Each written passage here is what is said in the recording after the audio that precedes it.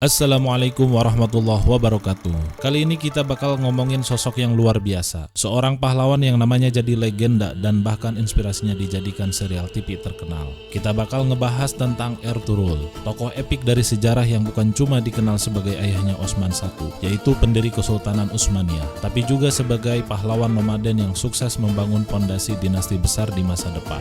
Jadi, kalau kamu penasaran sama sejarah Ertuğrul dan bagaimana dia memainkan peran penting dalam lahirnya Ottoman, yuk simak terus kisahnya. Oke, sebelum kita masuk ke cerita yang lebih seru, kita mulai dari awal dulu. Ertuğrul ini bukan sembarangan orang guys. Dia lahir sekitar tahun 1191 atau 1198. Dan dia berasal dari suku Kai, salah satu suku Turki Oghuz yang terkenal banget di masanya. Nah, suku Kai ini punya gaya hidup nomaden, alias hidup berpindah-pindah. Mereka nggak menetap di satu tempat, tapi selalu mencari padang rumput yang subur untuk ternak mereka, dan tempat yang lebih aman buat kehidupan sehari-hari. Ertuğrul memimpin suku Kai di masa-masa sulit, di mana mereka harus berjuang mencari tempat tinggal yang aman di tengah konflik-konflik besar antara Kekaisaran Bizantium dan Kesultanan Saljuk. Menurut berbagai legenda Turki, Ertuğrul memiliki 3 saudara laki-laki bernama Sungurtekin, Gundogdu, dan Dundar. Setelah kematian ayah mereka yang bernama Sulaiman Shah, Ertuğrul bersama ibunya Haime Hatun beserta saudaranya Dundar bermigrasi ke wilayah barat Anatolia dan memasuki Kesultanan Saljuk Rum. Sementara 2 saudara lainnya bergerak ke arah timur. Dengan peristiwa ini, suku Kai terbelah 2. Di masa itu, pendidikan formal seperti sekolah kayak kita nggak terlalu populer. Tapi jangan salah, Ertuğrul tetap mendapat pendidikan dari para pemimpin suku, ulama, dan guru-guru sekitar lingkungannya. Ia belajar tentang strategi perang, politik, dan tentunya agama Islam. Ertuğrul dan suku Kai memegang teguh ajaran Islam Sunni dan dia dikenal sangat taat dalam menjalankan ajaran agama. Dia sering dijuluki Ghazi, yang artinya pejuang Islam. Jadi, Ertuğrul bukan cuma kuat secara fisik dan strategi, tapi juga secara spiritual. Kalau kita ngomongin sifat-sifat Ertuğrul, dia adalah pemimpin yang berani, bijaksana, dan sangat adil. Dia punya reputasi sebagai orang yang gak mudah menyerah. Kebayang dong gimana jadinya pemimpin suku nomaden yang harus berjuang di antara 2 kekuatan besar seperti Bizantium dan Saljuk. Ertuğrul punya visi besar buat masa depan. Dia pengen membawa suku Kai ke tempat yang aman dan makmur. Visi ini yang akhirnya mewujudkan berdirinya Kesultanan Utsmaniyah lewat anaknya, Osman I. Nah, tadi udah disinggung sedikit soal gaya hidup nomaden, tapi kenapa sih mereka hidup kayak gitu? Baik, ini karena situasi geopolitik dan geografis di masa itu. Wilayah asal suku Kai adalah Merv, yang sekarang masuk wilayah Turkmenistan. Karena tekanan dari suku lain dan konflik di Asia Tengah, mereka terpaksa meninggalkan kampung halaman dan terus mencari wilayah baru yang lebih aman dan subur. Mereka pindah-pindah, mulai dari Asia Tengah, terus ke Persia, dan akhirnya tiba di Anatolia, yang sekarang kita kenal sebagai Turki. Di Anatolia, Ertuğrul dan sukunya sempat bersekutu dengan Kesultanan Saljuk Rum, kerajaan Turki yang lebih dulu ada di Anatolia. Mereka hidup nomaden di sekitar perbatasan antara wilayah Saljuk dan Bizantium.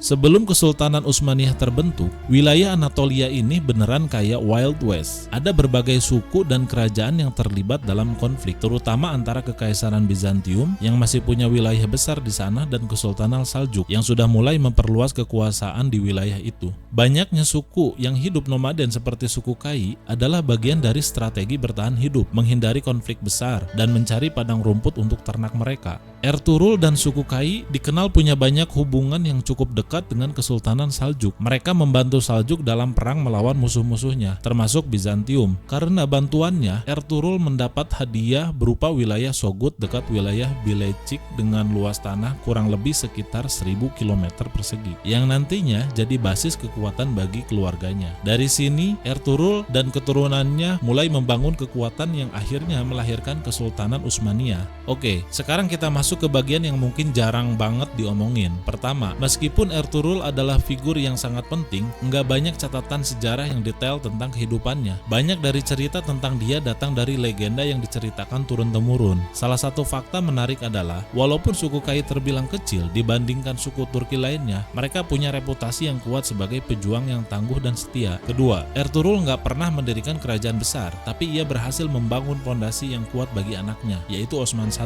yang akhirnya mendirikan Kesultanan Utsmaniyah. Jadi, meskipun Ertuğrul nggak merasakan kejayaan itu sendiri, peranannya dalam sejarah nggak bisa diabaikan. Ertuğrul dan suku Kai harus menghadapi berbagai ancaman dari luar, termasuk penyerbuan tentara Mongol dan Romawi. Tentara Mongol yang dikenal dengan kecepatan dan brutalitasnya melakukan invasi ke wilayah yang lebih luas, memaksa banyak suku untuk beradaptasi atau bahkan menghadapi mereka dalam pertempuran. Dalam situasi ini, Ertuğrul harus berstrategi cerdas, menggunakan pengetahuan tentang medan tempur untuk melakukan serangan balik yang membangun aliansi dengan suku-suku lain untuk melawan ancaman tersebut. Dia memahami bahwa keberhasilan tidak hanya bergantung pada kekuatan fisik, tetapi juga pada kemampuan bernegosiasi dan membangun hubungan yang kuat. Melawan tentara Romawi juga bukan hal yang mudah. Mereka memiliki struktur militer yang terlatih dan peralatan yang lebih canggih. Namun, Ertuğrul menggunakan taktik guerilla dan keahlian pasukannya dalam pertempuran. Salah satu kunci kesuksesannya adalah kemampuannya untuk memanfaatkan kecepatan dan kecerdasan dalam serangan yang membuat pasukannya bisa bergerak lebih cepat dan lebih lincah dibandingkan musuh-musuhnya. Salah satu alasan kenapa suku-suku Turki, termasuk suku Kai, kuat dalam berperang adalah karena mereka pengembara yang sangat terbiasa dengan gaya hidup di alam liar. Mereka mahir menunggang kuda, memanah. Ertuğrul juga ahli dalam strategi militer. Dia sering menggunakan serangan gerilya melawan musuh yang lebih besar dan lebih kuat. Pasukannya nggak terlalu besar, tapi mereka sangat terlatih dan cepat dalam bergerak. Ertuğrul adalah seorang pemimpin yang tahu kapan harus menyerang dan kapan harus mundur. Dia juga pintar dalam memilih aliansi. Salah satu taktik terbaiknya adalah membangun hubungan dekat dengan Saljuk Rum, yang kemudian memberinya dukungan militer dan wilayah. Dia juga fokus pada serangan di perbatasan, di mana Bizantium dan Saljuk sering bentrok. Ini memberinya keuntungan geografis dan juga reputasi sebagai pejuang yang tak kenal takut. Salah satu pencapaian Ertuğrul adalah kemampuannya dalam mempersatukan berbagai suku yang ada di wilayah Anatolia. Dia memahami pentingnya persatuan di tengah perpecahan yang disebabkan oleh invasi asing. Dengan keahliannya dalam diplomasi, Ertuğrul berhasil membangun koalisi yang kuat dengan suku-suku lain, memperkuat posisi mereka melawan ancaman dari luar. Hal ini sangat penting untuk membangun kekuatan yang lebih besar yang kelak akan diwariskan kepada anaknya, yaitu Osman I. Ertuğrul menikah dengan Halimah Hatun yang juga sering disebut sebagai putri bangsawan dari Saljuk. Mereka punya beberapa anak, diantaranya Osman I, Gunduz Bey, Sabsi Bey, tapi yang paling terkenal adalah Osman I yang kelak mendirikan Kesultanan Utsmaniyah. Sementara itu, beberapa sumber menyebutkan bahwa Ertuğrul juga punya guru-guru besar dalam agama dan militer, meskipun nama-nama mereka tidak banyak tercatat dalam sejarah.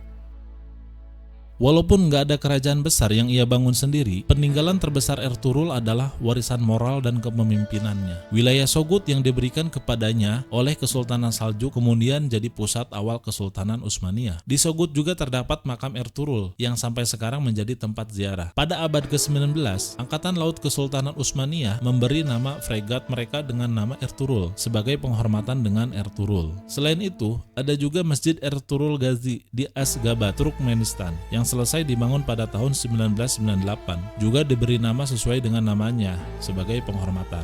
Sebuah makam dan masjid yang didedikasikan untuk Ertuğrul konon dibangun oleh Osman I di Sogut, tetapi karena beberapa kali dibangun kembali, tidak ada yang dapat dipastikan tentang asal-usul. Makam yang ada saat ini dibangun oleh Sultan Abdulhamid II pada masa abad ke-19.